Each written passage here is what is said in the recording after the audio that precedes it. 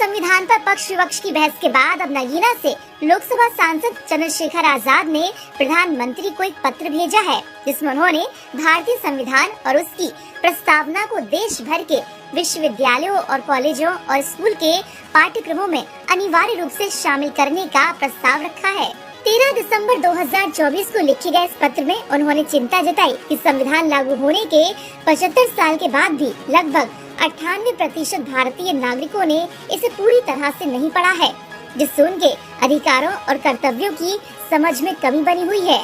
चंद्रशेखर ने जोर देकर कहा कि सच्चे संवैधानिक मूल्य तभी स्थापित हो सकते हैं जब प्रत्येक शैक्षणिक संस्थान और नागरिक संविधान के प्रति जागरूक हो।